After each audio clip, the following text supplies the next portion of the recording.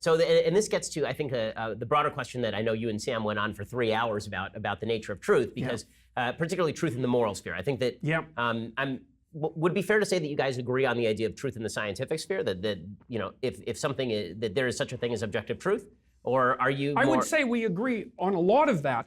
The question is, to some degree, why do scientists accept the idea that objective truth is true?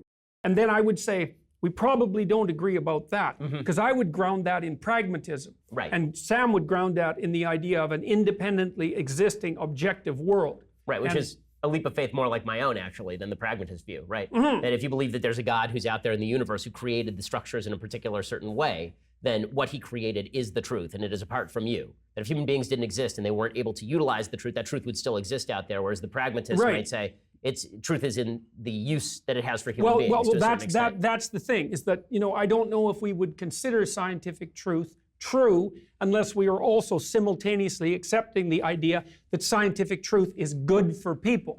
So there's one other thing I wanted to bring up that's relevant, because you brought up the idea of God.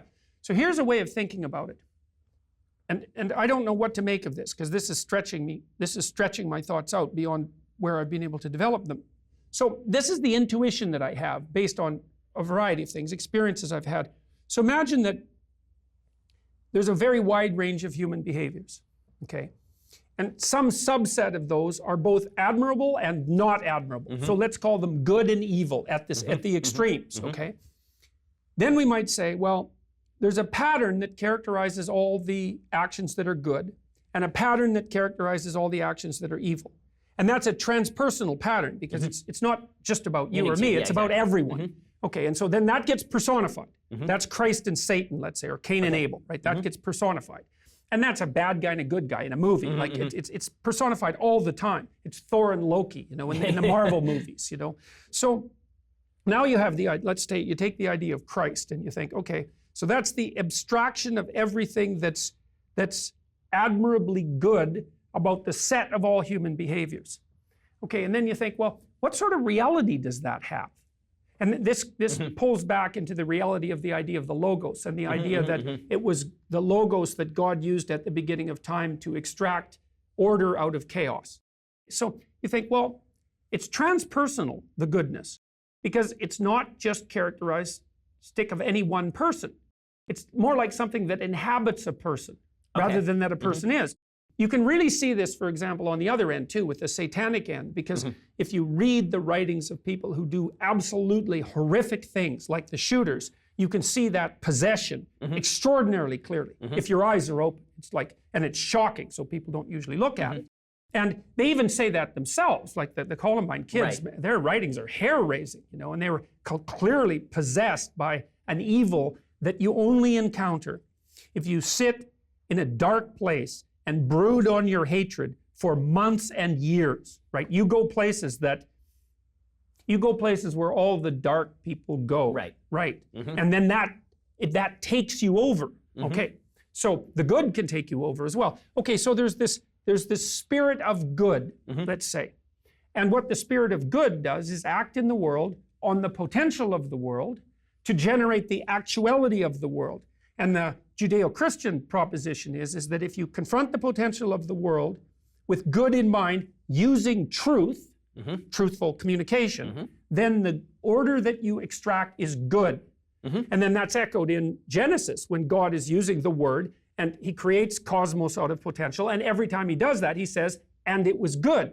And which is, I think, it's so interesting because there's a proposition there, and the proposition there is that if you encounter potential with truth, the cosmos you create is actually good. Well, that's just an absolutely overwhelming idea. It's like, if it's true, it's the greatest idea there ever was. Yeah. Now, your thoughts on this, actually, from Maps of Meaning, help generate what we in Judaism call Dvar Torah in Hebrew, meaning a thought about the Bible. But this merged with a little bit of Aristotelian thought, led me to the idea that when it comes to the mystical notion of the tree of good and evil in Eden, what is that supposed to be? What did people do wrong by eating from the tree of good and evil? And my feeling is that what they did wrong is that God created a universe in which the value was embedded in the object, right? In the same way that you in your book talk about if you're teaching a child about an object, the rules of the object are embedded in the teaching about the object. So you use the example of a vase. We were discussing this earlier, but you use the example of a vase where you teach a child, don't touch the vase because the vase will break.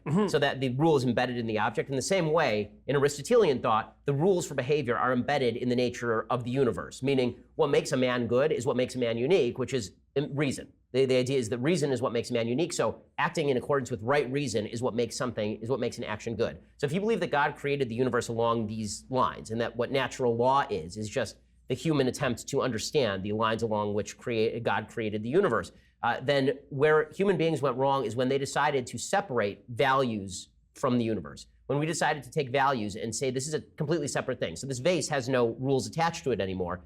It's just a vase. And we can construct the rules arbitrarily as to what to do with this vase. And so eating from the tree of knowledge of good and evil changes the nature of good and evil from the universe comes along with a set of rules to human beings think that they can use their own intuition to supplant God's rules and to supplant universal rules with their own particular vision of what the universe ought to be. And at that point, they have to be expelled from Eden. Yeah, well, okay. So that's also associated to some degree, I would say, with Milton's warning in Paradise Lost, because Milton basically portrays Lucifer, who's the bringer of light, weirdly enough, as the spirit of unbridled rationality, which accounts for, say, the Catholic Church's antagonism towards rationality. The idea was, same idea in the Tower of Babel, that human beings have a proclivity to erect their own dogmatic ethical systems and then to expand them into a grandiosity that challenges the transcendent, and that's a totalitarian catastrophe.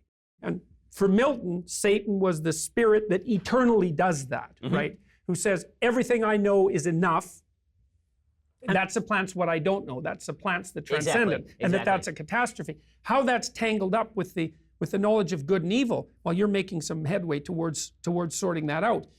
I mean, there is a cataclysm that's explained in the story of Adam and Eve, right? The cataclysm is the coming to wakefulness.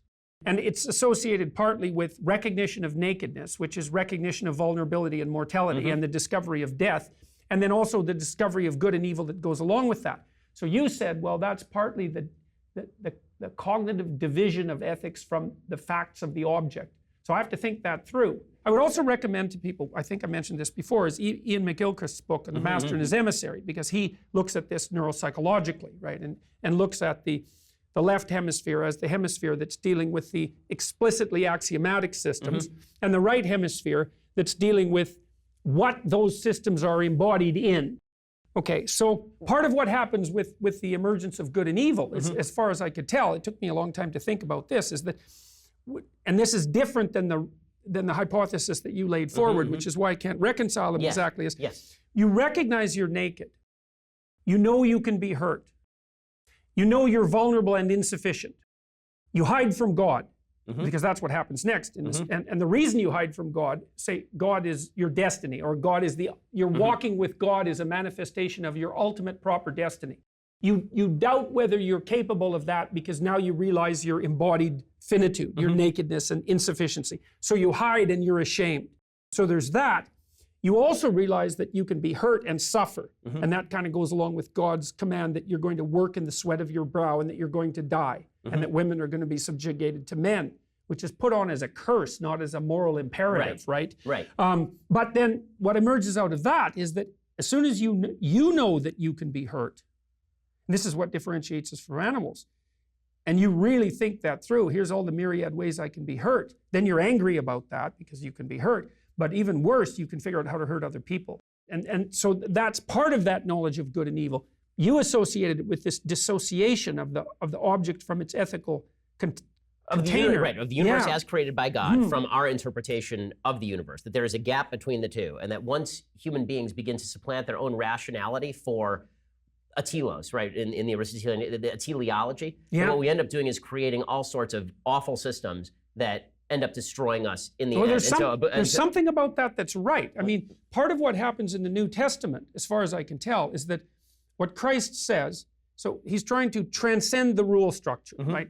Not because there's anything wrong with the rules. They're a necessary precondition for discipline, which is actually why I wrote 12 rules, right? It's like you need rules, but rules conflict and they don't always apply. And so there has to be an ethic underlying the rules, and you should have more respect for the ethic than for the rules. Right.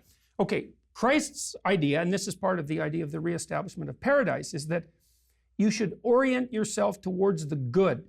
And that's something like an alliance with God. And then that you should tell the truth. And that's the ethic that generated the rules to begin with.